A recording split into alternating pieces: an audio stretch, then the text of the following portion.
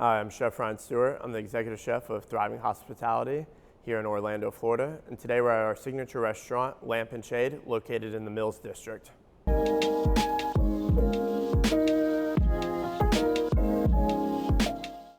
So I started washing dishes when I was 15 at a staple restaurant in Nashville, Tennessee. Really fell in love with the craft, the passion of it.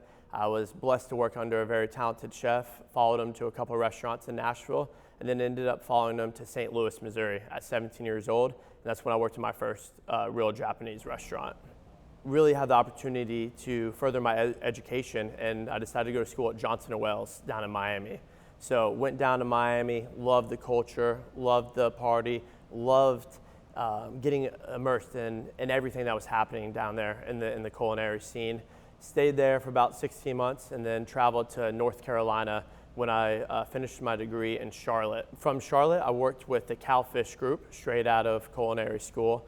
Was an R&D chef for them and was the opening executive chef of Cowfish Raleigh.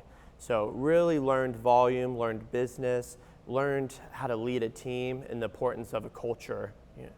From Raleigh, I opened Cowfish at Universal. So a huge opportunity, executive chef of a massive restaurant, which led opportunities for me to open up a handful of other restaurants for City Walk out at Universal.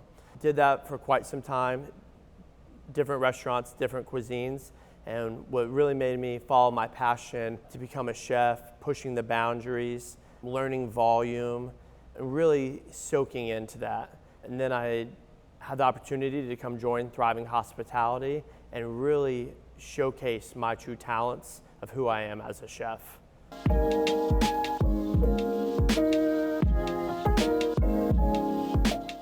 So my inspiration comes from a little bit of everywhere. So I traveling a lot with my wife, with my family, going to eat at other restaurants, researching, looking to see what chefs, who is doing what, But honestly, I can be inspired by anybody. It could be a mom and pop, it could be a 3-star Michelin restaurant. Wherever there's passion and love in the food is where I get inspired.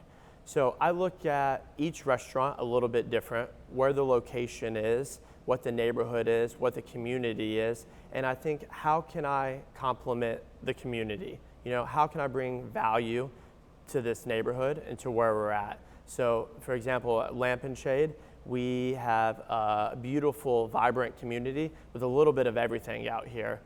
Big Asian influence here, very multicultural. So that allows us to be inspired by the community. So we can do a little bit of anything here. There's no boundaries.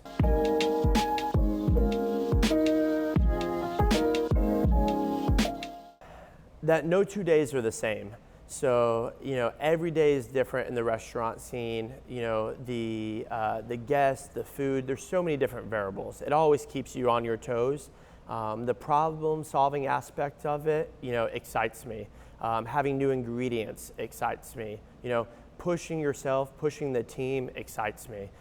So really embracing the culture, seeing growth from within your team, that's really what gets me going in the morning.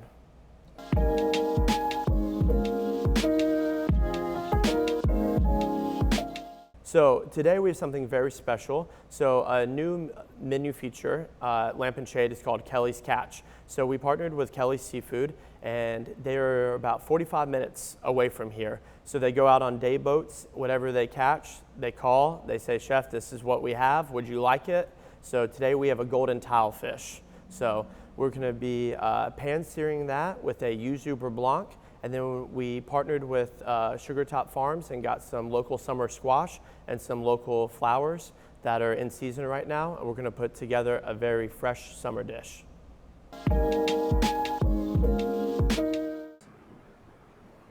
We have this beautiful local caught golden tilefish.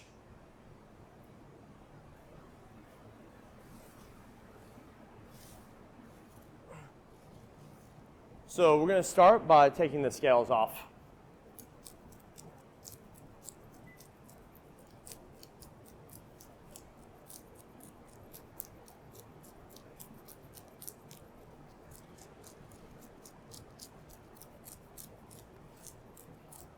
So the scales are edible on the golden tilefish.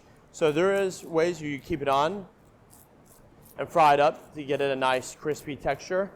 But for today's application, we're going to be removing them. All right, so now that we have the scales removed from the golden tilefish, we're going to go ahead and remove the head. So I'm using my Japanese fish cleaver to remove the head.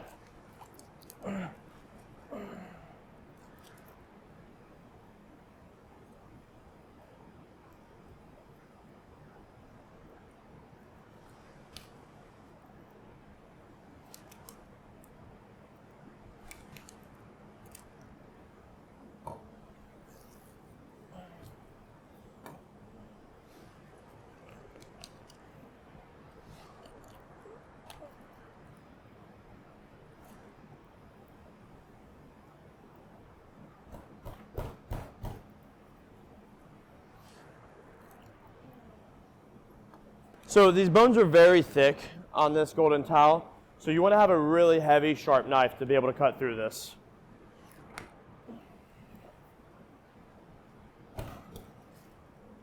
So once you remove the head, you can save this for a nice stock to reuse this for soup for a family meal. So now that we have the fins removed, we're going to make our first incision. So when doing this, you want to go right on top of the vertebrae, the spine and the center. So the first cut is right on top.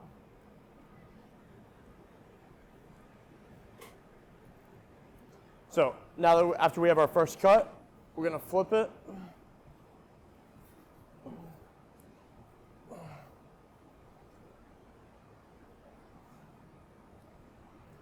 I'm going to meet my cut on the second side.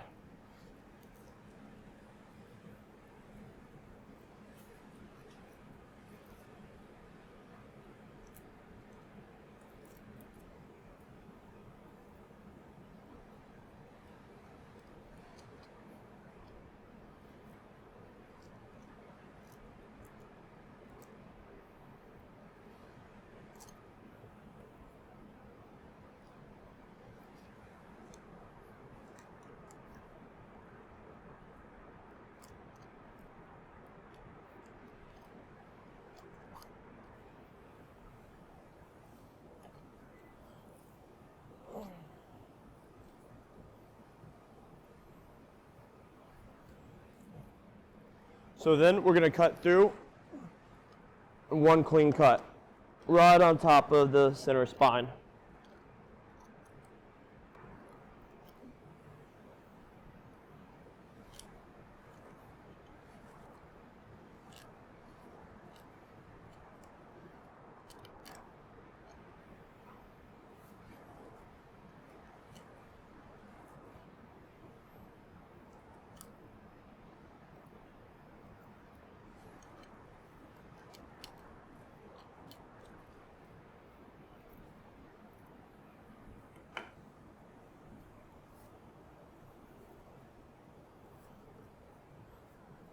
So then we have our two fillets. So the next step,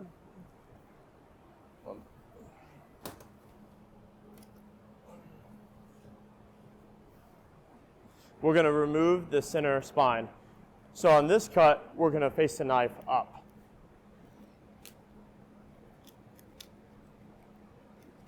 So you want to be careful having the towel here to protect your hand.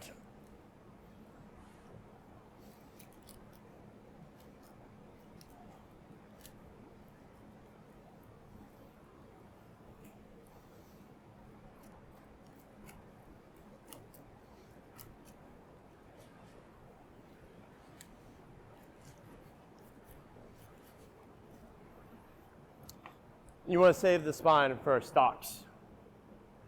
So now that we have our two fillets, we're going to take the pin bones out. So we're going to start by removing the pin bones. We're going to pull it out towards the head of the fish. So this is a Japanese fish tweezers that we use to pull out the bones. So they're special because they have a very fine grip on the center. get a lot of pressure to pull out these hard bones.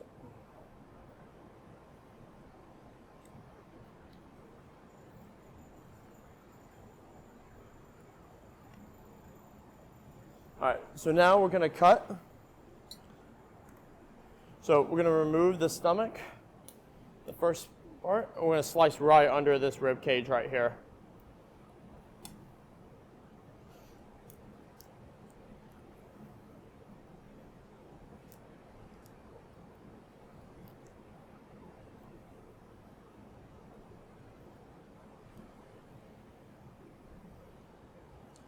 You want to do nice, clean slices.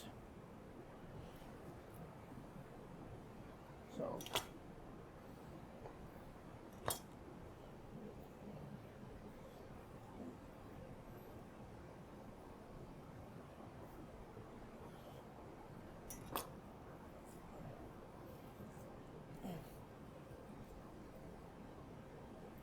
I'm going to remove the top.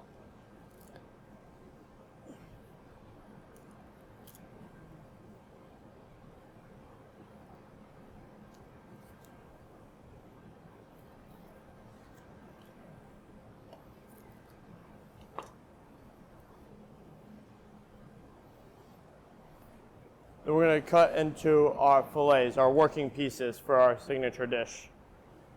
So on this dish, we're going to go skin on, and we're cutting about 10-ounce pieces.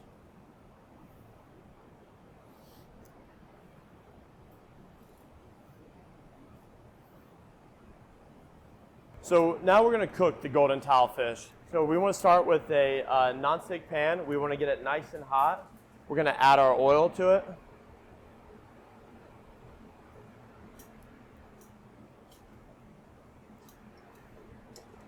Make sure that pan is nice and hot so we get a good crispy sear on the skin. So then we're going to grab our golden tile, put it skin side down on it. You want to hear that sizzle.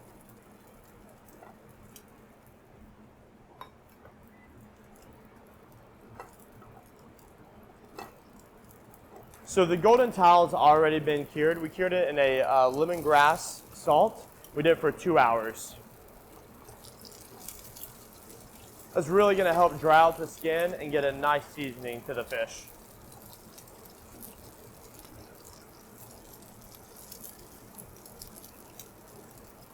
So really want to get that pan nice and hot and get a good, nice sear on it, skin.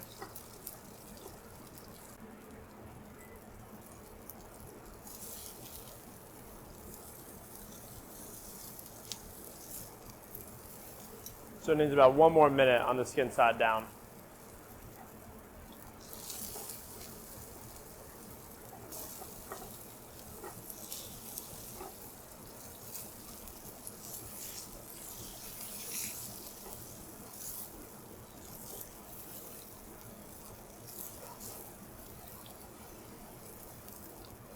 All right. Now that we have flipped it, we're going to add our butter, our thyme, and our garlic.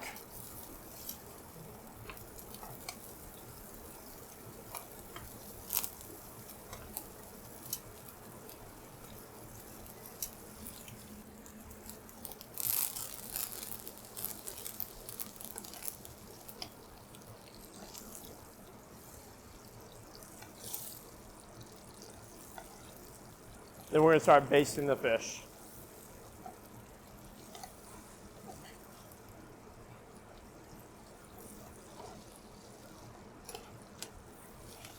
So you want to keep your pan at a medium to high level of high heat.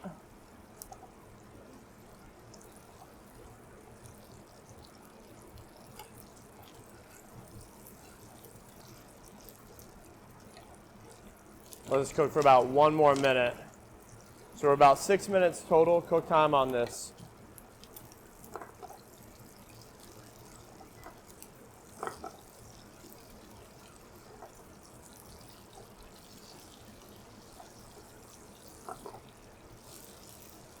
All right.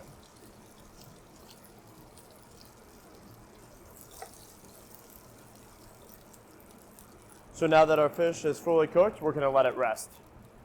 So we have these nice local summer squash that are in season right now, so we thought it'd be perfect to pair with this meal. So removing the ends, cutting them right in half.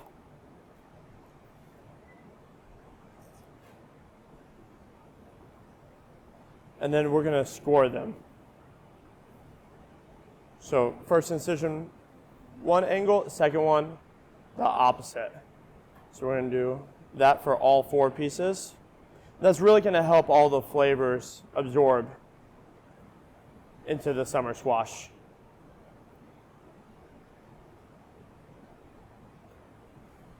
For the next step, we're going to cook the vegetables. So we have a hot saute pan. We're going to add our butter to it.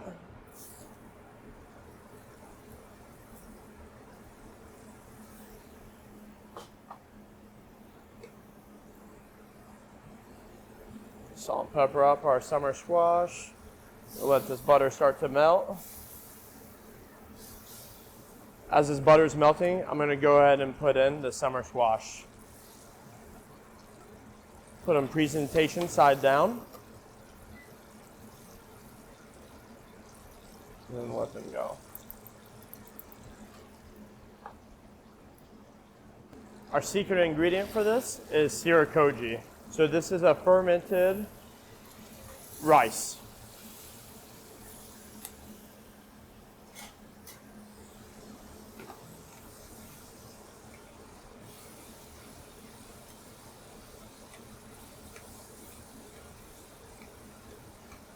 So the sirakoji really brings out the umami flavors, and highlighting the seasonality of these summer squash, it pairs very well together. We're going to remove our squash off the heat, and then we're going to work on our beurre blanc sauce for the fish.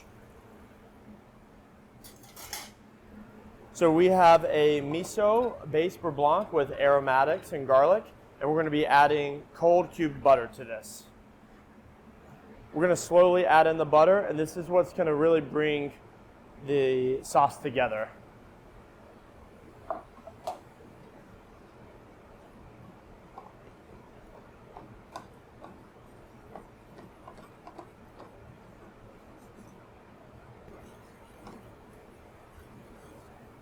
You want to slowly add in your cold butter.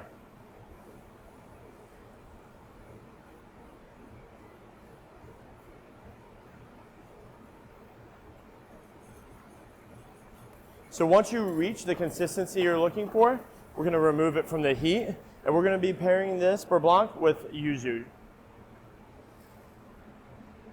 So yuzu is an Asian citrus in the lemon family, and it's really going to help tie in the summer fresh flavors that we have for this dish.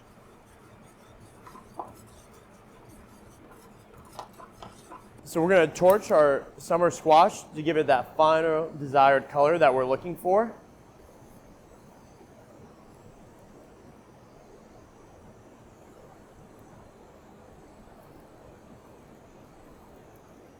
So you got a nice char.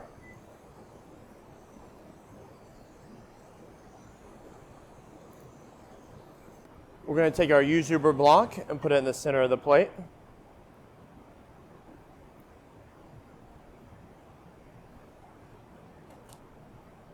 We're going to take our cooked golden tilefish, place in the center. Next, we're going to take our summer squash and start placing it around.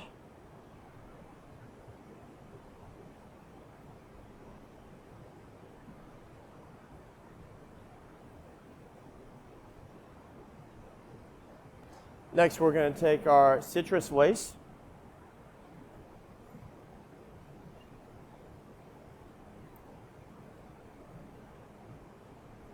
Place this around the summer squash.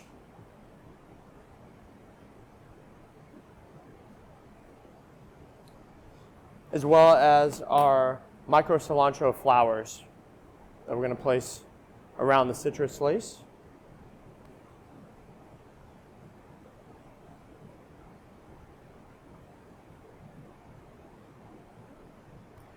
Next, we're going to take our Siberian caviar and put a nice piece nice heaping spoonful right on top of the golden tile.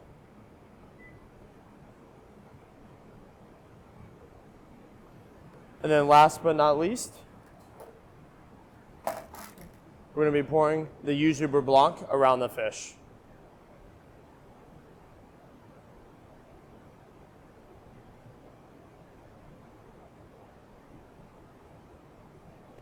And there you have it, our golden tile fish with summer squash with the yuzu beurre blanc.